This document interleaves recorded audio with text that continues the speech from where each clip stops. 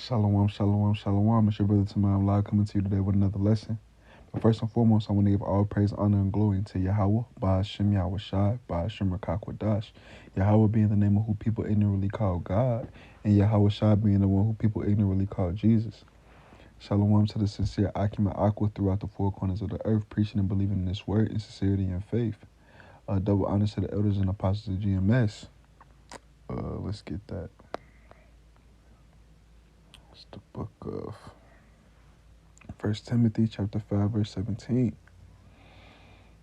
Yes, sir. Let the elders that rule well be counted worthy of double honor, especially they who labor in the word and doctrine. So yeah, like we all know, the elders and apostles of GMS been laboring in this thing decade after decade, week in and week out, in season and out of season. Starting off small and crawling in this thing so we could walk and had a chance to run the world with them, run the world with Hamashiach as joiners. But the lesson that I'm gonna be bringing to you is how Tshirt fringes won't save you. You know, when you get into this truth, you'll notice that a lot of Israelites, wearing Tshirt fringes. You'll notice that a lot of them are wearing Tshirt fringes. Some won't even acknowledge you and act like they're above you if they don't see your fringes poking out of whatever you got on. You know. But first and foremost, let's get to the purpose of fringes. The purpose of the fringes. It's the book of Numbers, chapter 15, verse 38 on down. So yeah, speak unto the children of Israel and bid them that they make them fringes in the borders of their garments throughout their generations, and that they put upon the fringe of the borders a ribbon of blue. So it's supposed to be a ribbon of blue upon the borders, right? Like it said. And it shall be upon you for a fringe that ye may look upon it and remember all the commandments of the Lord Yahweh and do them. And that ye seek not after your own heart and your own eyes, after which ye used to go a whoring. Slakia. That ye may remember and do all my commandments and be holy unto your power. So the fringes was there for us to remember to always be reminded when we look down to keep the commandments. It was always a reminder of the Most High and what He did for us and the law, statutes, and commandments He set before us. That's what the point of the fringes was. But due to our captivity, and our grace, we can go into how the Tshirt fringes you see today, that they won't save you. And if you got the context of the scripture that these guys be trying to use to, enforce these fringes upon you, you'll know that this precept is parabolic. But let's go to it, because they always go to that Zephaniah for some reason. That's Zephaniah chapter 1, verse 8. That's all they do. Zephaniah chapter 1, verse 8. And it shall come to pass in the day of the Lord Yahweh's sacrifice that will punish the princes and the king's children, and all such as are clothed with strange apparel. That is the justification that is usually used to rebuke those that don't wear fringes on everything that they own. But let's get into this context. We're going to start at the top. Zephaniah chapter 1, verse 1. The word of the Lord Yahweh, which came unto Zephaniah, the son of Cushi, the son of Gedaliah, the son of Amariah, the son of Hezekiah, in the days of Josiah, the son of Amon, king of Judah. I will utterly consume all things from off the land, saith the Lord Yahweh. I will consume man and beast. I will consume the fowls of the heaven, and the fishes of the sea, and the stumbling blocks of the wicked. And I will cut off men from off the land, saith the Lord Yahweh. I will also stretch out my hand upon Judah, and upon all the inhabitants of Jerusalem. And I will cut off the remnant of Baal from this place, Salakia.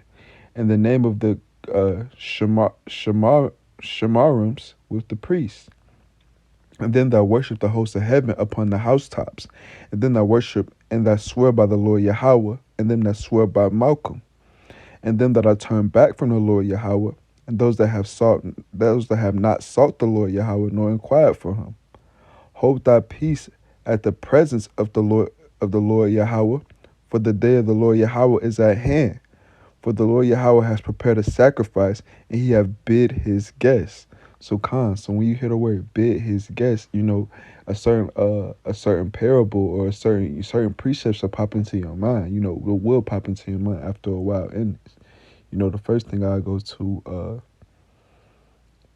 cause bid his guests, in Luke chapter 14, verse 23.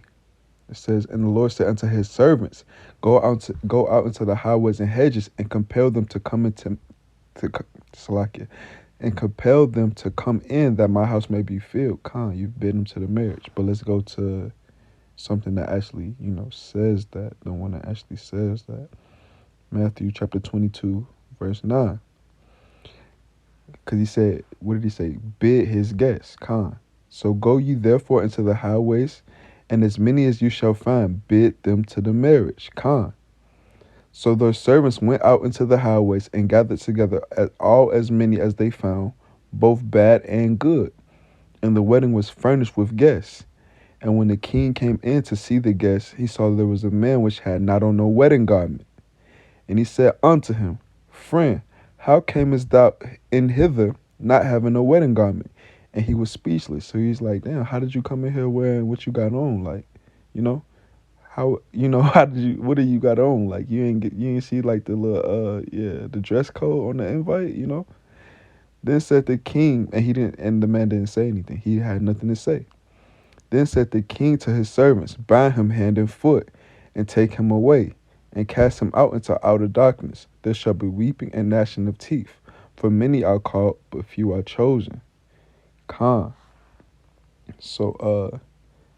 this is a whole nother parable that's linking up to the Zephaniah parable. It basically what it's saying. The stranger peril is understanding, because when it goes to Zephaniah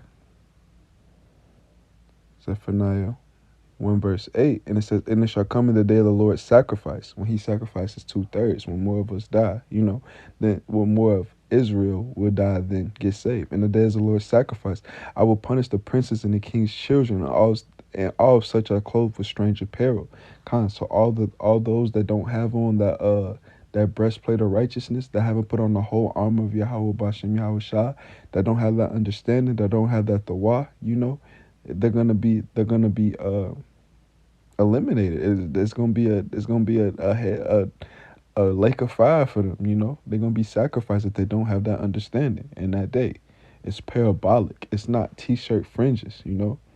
It's not the stranger para is not is understanding. It's not Tshirt fringes. And to be honest, in Revelation, in the last days, let's just get it. Because in Revelation, in the last days, it says that his prophets will be prophesying in sackcloth, not Tshirt fringes. So in the book of Revelation, chapter 11, verse 3, it says, and I will give power unto my 2 witnesses, and they shall prophesy 1,260 days, clothing sackcloth. Sackcloth. So it was actually a shame to wear T-shirts, or any shirt at or above the waist. It was never our custom. If you go to everybody know that story in 2 Samuel. 2 Samuel chapter 10, verse 4 and 5. Wherefore Hanun took David's servants and shaved off the one half of their beards. So they had half their beard, and cut off their garments in the middle. So they had half their garment, even to their buttocks. So that their garment came to their buttocks, and sent them away. So when they told King David, Salaki, I'm going to just read it. It says, verse 5, when they told it to King David, he sent to meet them, because the men were greatly ashamed. It was a shame. It was a shame to be looking like this, half a beard, half a shirt. And now you got Israelites trying to press you for not having on a T-shirt, having on a T-shirt with some fringes on it. Back to the verse. And the king said, tarry at Jericho until your beards be grown, and then return. So obviously, their beards had to grow, and he laced them back up. They had on like a fresh garment down to the foot. Not a T-shirt, not no T-shirt fringes, So like I get you trying, like everybody understands you trying and like, trying to like rehearse the righteous acts and everything, but pushing it upon people like it's scriptural or it's spiritual to be, donning these t-shirt fringes and stuff. It's not going to determine your salvation. That's not going to determine your salvation at all.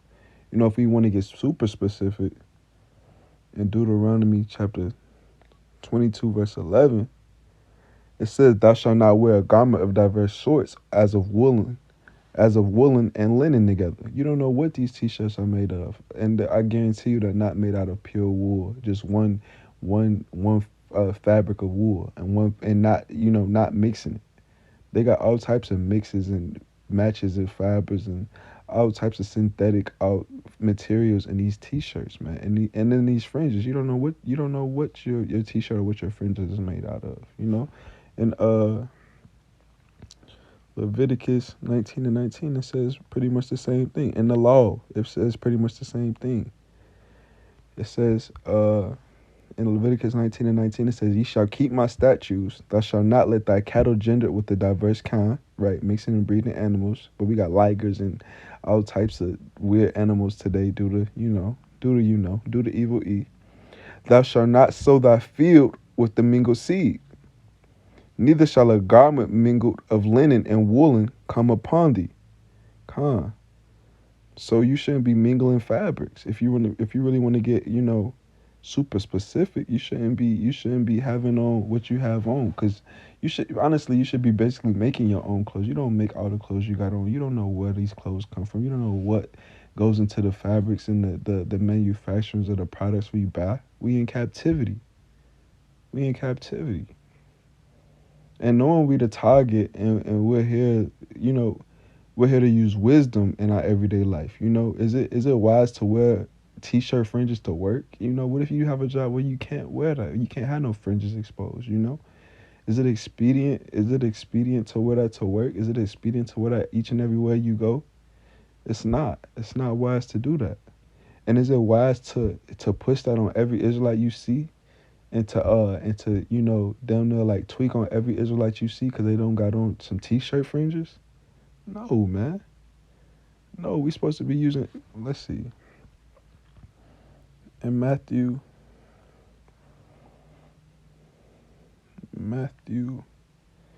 chapter 10, verse 16, it says, "Behold, I send you forth as sheeps in the midst of wolves." We sheeps in the midst of wolves, man.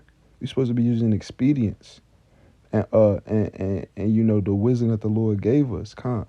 Be ye therefore wise as serpents and harmless as doves. So we're supposed to be using wisdom and expedience and maneuvering through these, maneuvering through this straight gate, maneuvering through this valley of the shadow of death. We got to get rid of this. You got to get off this BS, Israel. Get in these scripts. Commit ourselves to our sole purpose of being here. Fearing the Most High and keeping His commandments, and endure, and get and showing our focus on the things that's actually necessary for salvation. I pray this lesson is edifying, and I want to give all praises, honor, and glory unto Yahweh Ba'ashem Yahweh Shai Ba'ashem Rakakwadash. Shalom.